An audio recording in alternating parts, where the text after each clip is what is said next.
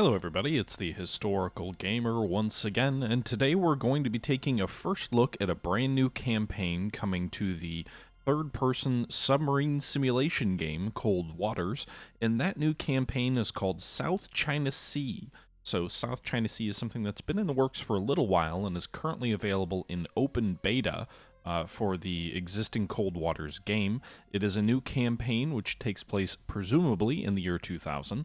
And it brings us from the European theater out east or west, depending on the direction you're going around the globe, to the Asia Pacific in a hypothetical Third World War, or at least a war breaking out between the United States, presumably, and China. This game is premised on the idea of a major economic crisis in China, causing Chinese leadership to make some probably premature moves into Hong Kong, Taiwan, in the vast oil fields of the Spratly Islands. I know there's a lot of speculation around the Spratly Islands having resources in oil, and in fact that was the premise of a Tom Clancy novel, SSN, but I don't think any of it's actually been proven yet, at least not in reality. Additionally, around this time frame, a cash-strapped Russia begins to supply the PRC, or the Chinese, with military aid, making sense, the Russians needing money badly or selling vast quantities of weapons to the Chinese. That was definitely happening in this period of time, no matter what, anyway. The scenario purports to be a hard scenario, so if you recall, the 1984 scenario is kind of the normal difficulty scenario or campaign, because you have all these advanced technologies of the United States. The Soviets are behind in terms of technology, plenty of deep water engagements, whatnot, really ideal submarine warfare with a technological edge. The 68 campaign was hard because the American weaponry was so poor. The submarines were still very good, but their striking power was greatly diminished. And the 2000 campaign seems to have a hard difficulty, principally because while your weapons are even better and your submarines are even better, you're going to be fighting often in shallow waters. So with that being said, let's take a look at this and see what this looks like. Go ahead and hit start. This file save name. Let's call it THG. And we'll go ahead and start. So you can see here we have some new modern options for the submarines that we get to fight with. So for example, we can have a Seawolf class nuclear attack submarine. This was the pinnacle of Cold War technology. What were there, 2 of them that were built, or was it just one? Was it just the Seawolf? Before the Virginia class would come and be the more cost-effective modern option. The Seawolf was designed during the Cold War to fight large numbers of Russian submarines and not necessarily operate in close to the shores. It has a 1,600-foot test depth. It has 8 wires that it can use, so up to 8 weapons it can guide at any given time frame.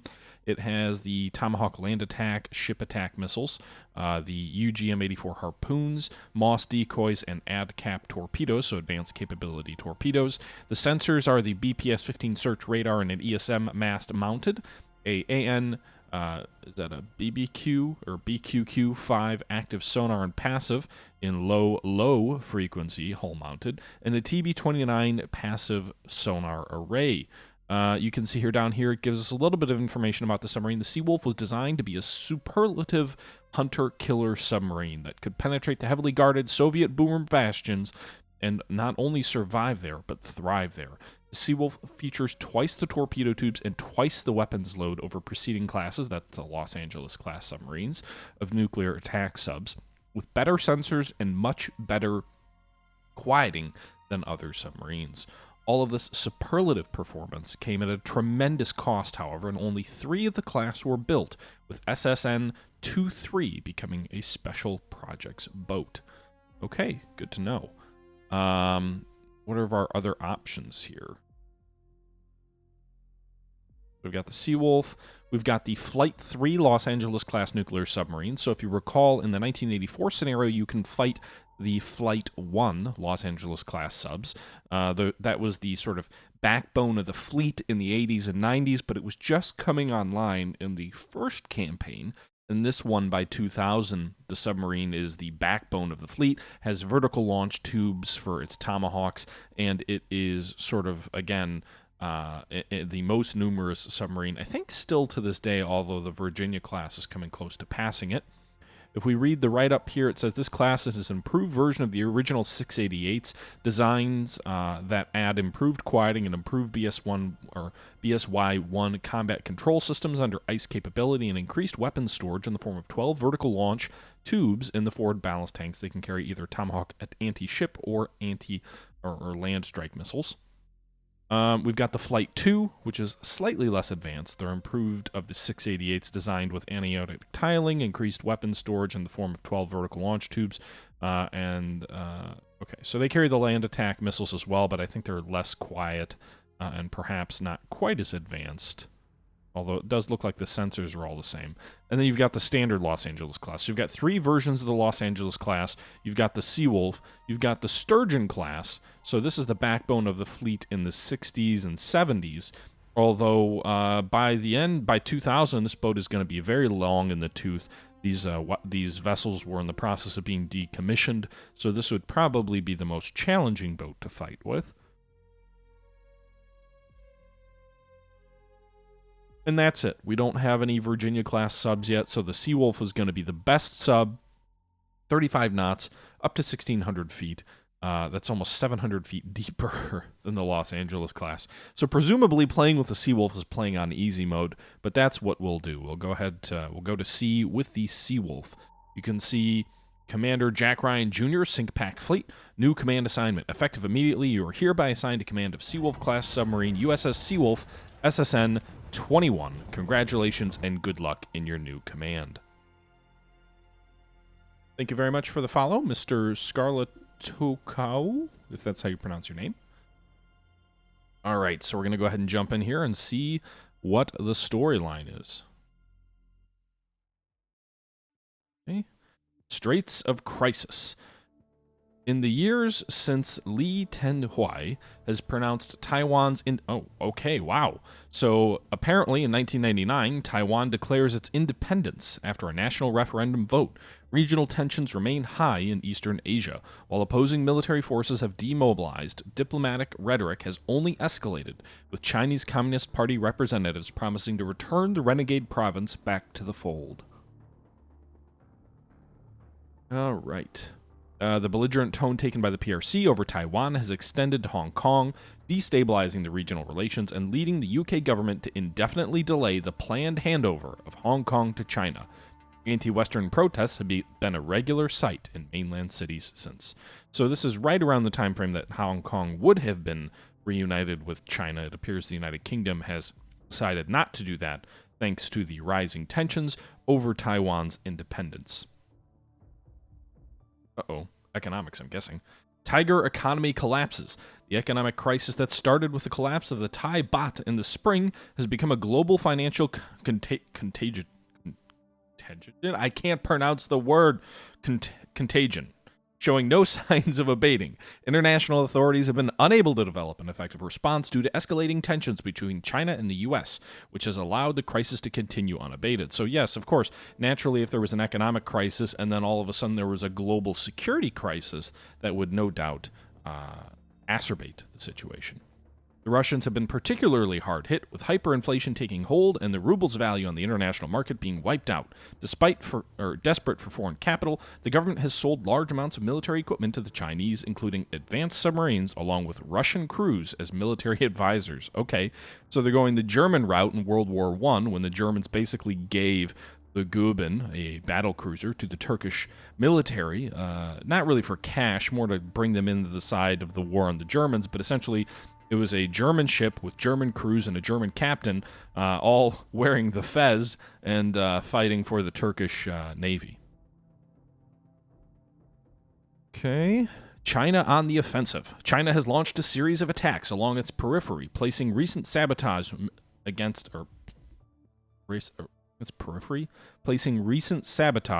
U.S. military installations in a new light. Tensions have remained high since Taiwan's independence and Hong Kong's failed handover, likely resulting in the PRC deciding that the time is ripe to resolve the issues and enforce the territorial claims in the South China Sea. Furthermore, analysts have noted that in recent months, the Chinese economy may finally be feeling the effects of the Asian economy crisis. Capturing resource-rich areas in the South China Sea may be an effort to divert domestic attention away from the stark economic situation. Okay.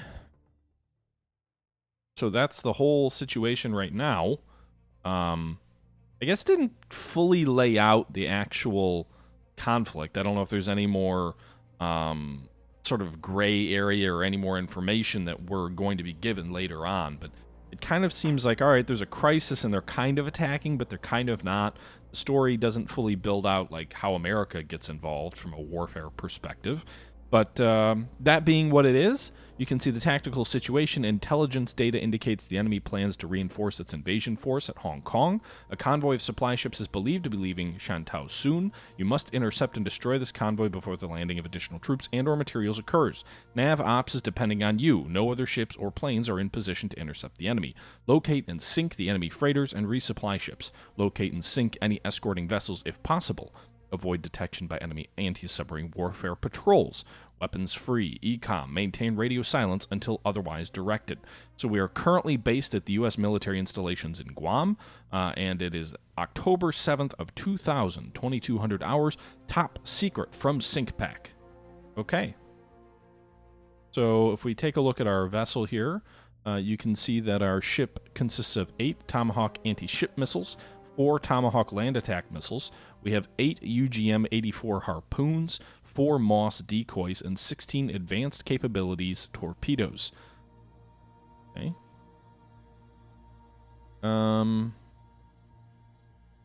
And our weapons tubes are all completely loaded with ADCAP torpedoes, no harpoons yet. Damage control, everything's fine. Brand new, 100% hull.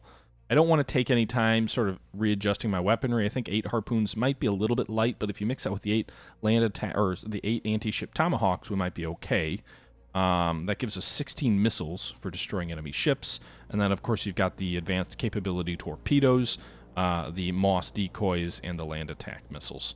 So I think we're going to go ahead and cast off anchors away, and we'll see here. Where are we? We're all the way out here in the east. Is there a way for me to pause this? Forget how to pause. So you can see this map over here. Our base is all the way over here on the eastern portion of the map in Guam and the Northern Marianas.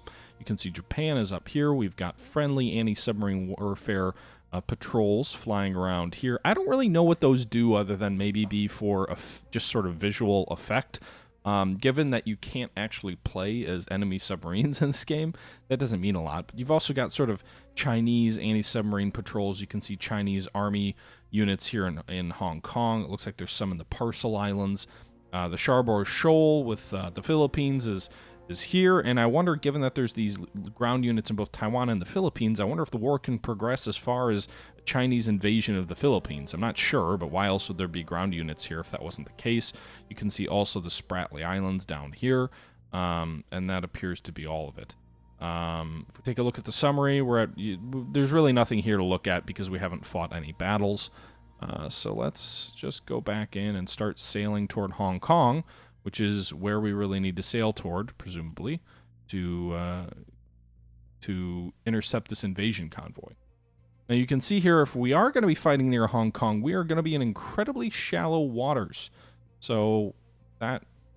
Oh, if sonar contact, bearing 351, designate Sierra 1. Now, I did not know that there was an enemy convoy nearby. We didn't have any satellite indication, so I was clicking the left mouse click button, which means rather than coming in at 10 knots and slow and quiet, we're coming in at 20 knots. We're at 600 feet. There's a weak thermal layer at 136 feet. There's no surface duct. Broken, strong breeze on the surface. And I don't see any report of a bottom. So maybe we're still in deep waters here. I guess we'll see. Go ahead and man battle stations. Sonar lost contact. Last bearing 351. Contact faded. We're gonna rig ship for quiet. Sonar new contact bearing 351. Designated Sierra 1. All right, so we've discovered one contact. Let's see. Look at the signature here. It's pretty... Well, we're picking up multiple contacts.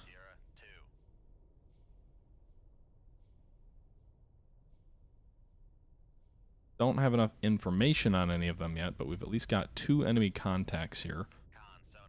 Make that contact 3. bearing 029, designated Sierra 3.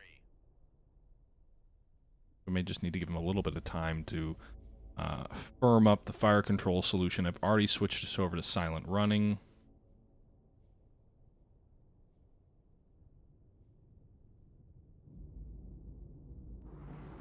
There appears to be a bear bomber in the area, which is not great for us. I think these are going to be surface vessels. Doesn't look like there's a bottom, so that's good for us with our 1,600-foot depth. You can see here the fancy little fan tail, or whatever the heck this thing is called, to reduce sound here in the rear of the ship. Boat. Active sonar is pinging. Feel more confident given that we are in a deep water environment. I haven't played this game in a little while, though, so I'm maybe a bit rusty. Alright, so our solutions are firming up on Sierra 1. We're up to...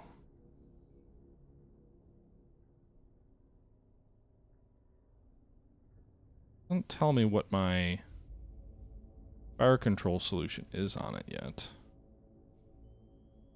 Getting some active off here from the right.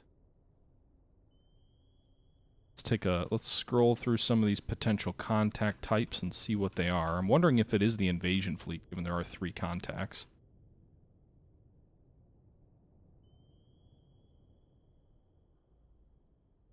Does appear to be a frigate. Con sonar Sierra 1 is classified as escort. Con sonar Sierra 1 is classified as escort. Jungoi 3. Now, this damn thing is going almost over our heads. The bad thing is I don't remember half the controls because I haven't played this game in a while. So hopefully I don't have to take any evasive maneuvers. I'm just trying to stay silent at the moment.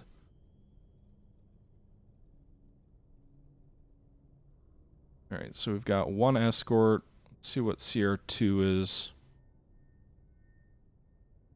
Sierra 2 is definitely got a slightly different profile, so let's scroll through these.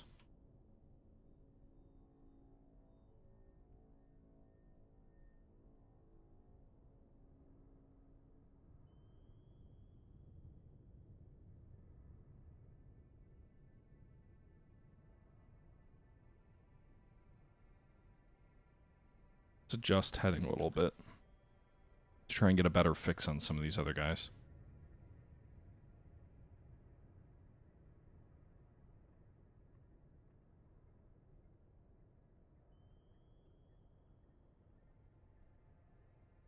This one does look like a landing craft. Classified as merchant.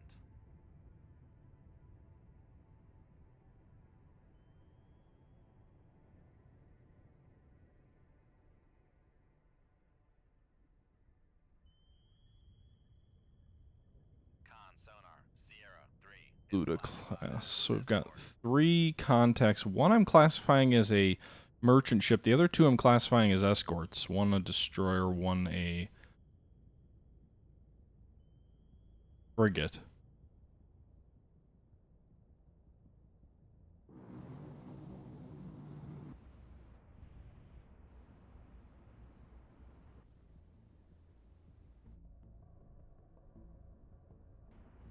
Con sonar Sierra 2 is classified as merchant.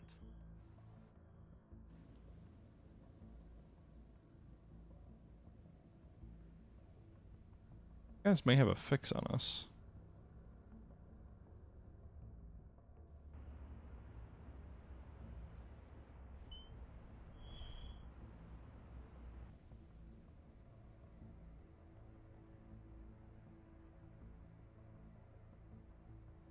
That merchant is definitely closing with us. Seems to have a fix on us.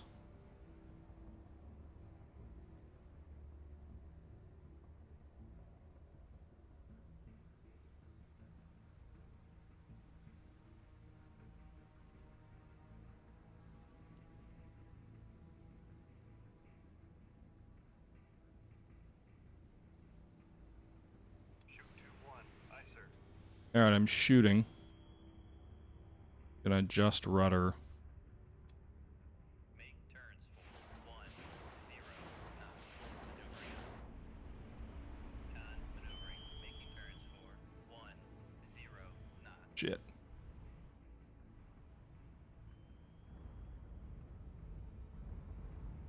Propulsion has been damaged. Well, damn, that got a pretty damn good fix on us, and the depth charge is kind of... Con sonar, noisemaker bearing 009. Alright, it's coming around and acquiring again. Gonna dive a bit.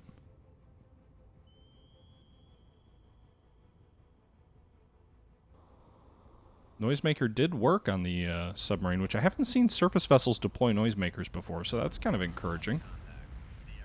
But we did just sink the enemy sub. Contact breaking up. No enemy weapons inbound on us yet.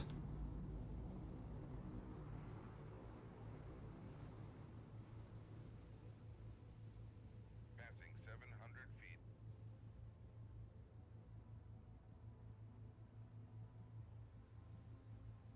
Trying to kind of get out of the immediate vicinity.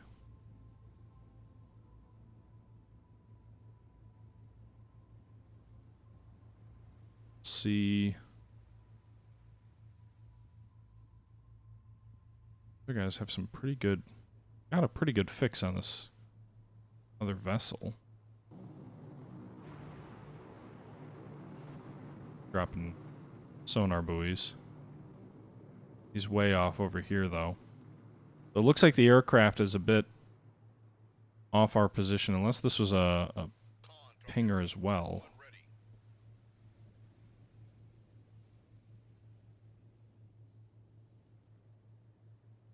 Rig shift for ultra quiet. Right, let's rig for ultra quiet, see if we can get a better fix on this Luda. This Luda does appear to be speeding back up. Sonar, Sierra 3 is classified as escort.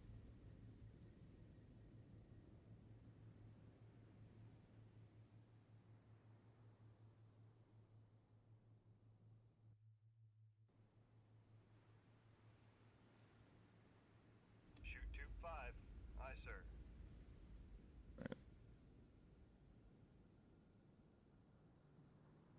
Shoot tube 2.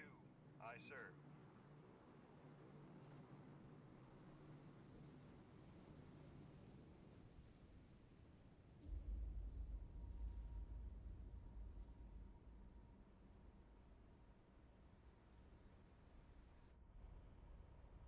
Trying to remember how to steer the damn thing. Con sonar, noisemaker bearing 356.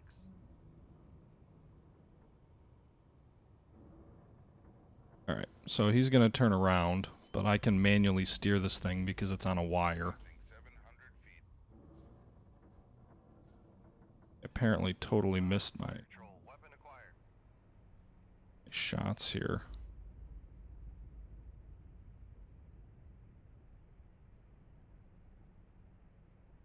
Con, fire control, weapon countermeasure homing.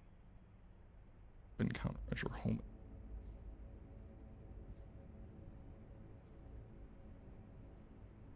I don't know what that means. Con, fire control, weapon acquired. Con, sonar, lost contact. Sierra 3, last bearing 03. Alright, so we got the Luda. Contact breaking up. Now I've got to swing this other torpedo around to try and get back on this landing, whatever this thing is.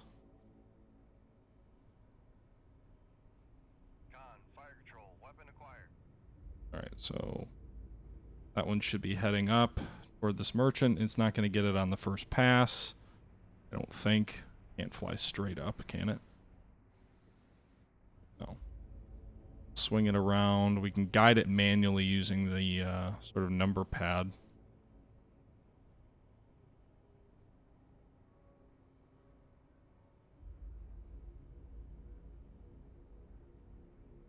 Right, so it's acquired. Passing 700 feet. So here's the merchant. Con, sonar, lost And there that contact. goes. Sierra 2, last bearing 0. All right, now the only question I have at this point is, now that we've destroyed these enemy vessels, what else do they have?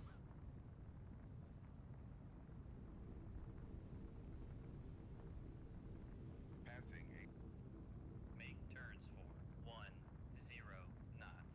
Maneuvering aye. Con maneuvering. Making turns for 10 knots.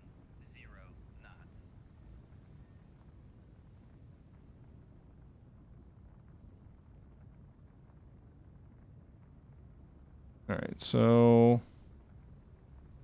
that's it. We have flooding. There's no aircraft, warships, or weapons nearby, but we do have some flooding we need to deal with. Oh, shoot. God damn it. Oh no, I'm gonna kill myself.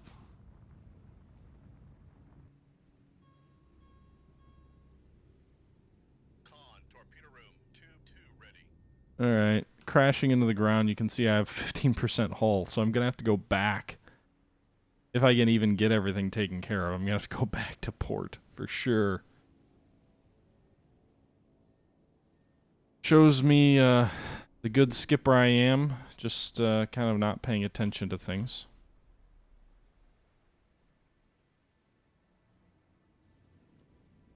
Does look like we're at least controlling the flooding. Again, 900 feet, that would have been a problem in the past. Where? Oh, I am on the ground. All right. But at least in the new, sort of in this new, I won't say the new version, but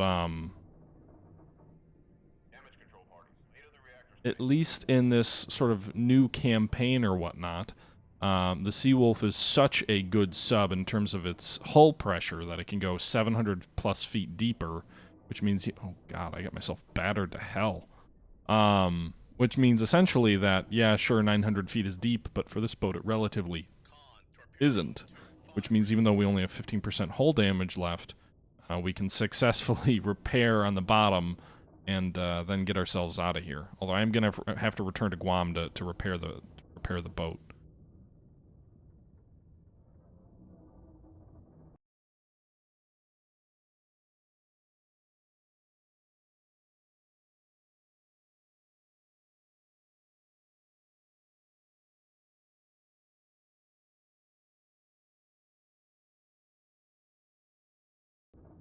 Alright, so once I get this flooding under control, I'm going to try and exit this battle. Can do that, leave combat. You can see here the Luda and the Zhenghao were both sunk. We also sank a merchant, which apparently I don't get credit for. So we engaged 2 enemy naval vessels. Please resume your actual mission objective. Uh-oh. Well, sir, I don't have the ability to carry that mission out. I'm not going to try and carry that mission out 15% hull strength. So you're going to be pissed at me, but I am going back to Guam so you can fix my boat up. And if Hong Kong falls because of my leaving my station, then so be it. You know, you can't believe that I'm the only submarine in the region. There goes the surface task force. So as you sail out of familiar coastline in Guam, you can't help but smile as your exo say, cheer up, Captain. You know any mission you can walk away from a success is a success. There will be another one. Yeah, you're right about things didn't go badly. Just want the next one to go even better, that's all. Okay, so 2 warships sunk, 5,100 tons, 3 days at war, and we're spending, good God, 21 hours in port. Alright, well I'm going to go ahead and jump in here and cut this video off at about 30 minutes. That's going to do it for part 1 of my first impressions of Cold Waters, or rather first look, I guess. I didn't really provide any impressions, but provided a first look at Cold Waters, the South China Sea campaign, the third-person submarine simulation game made by Killerfish Games. This was a little bit of a bumbling affair. I haven't played Cold Waters in a little while, and I was kind of getting my feet wet, relearning some of the controls. The game relies very heavily on sort of hotkeys on your keyboard to be able to quickly maneuver your submarine back and forth. There's button interfaces that allow you to do everything as well, but it's a much more seamless experience, especially when you're trying to dodge torpedoes. I was captaining like a drunken sailor, however, ramming my submarine into the seabed, and getting myself all shot up. So we didn't succeed in the mission. We did survive, however, and that's success in of itself to some extent. Got back to port, got ourselves fixed back up, and we will continue the campaign in our next video, which will come out tomorrow. But with that being said, guys, I'm going to go ahead and wrap this one up. I hope you enjoyed. Until next time, though, this is the Historical Gamer saying thank you for watching, and I'm out.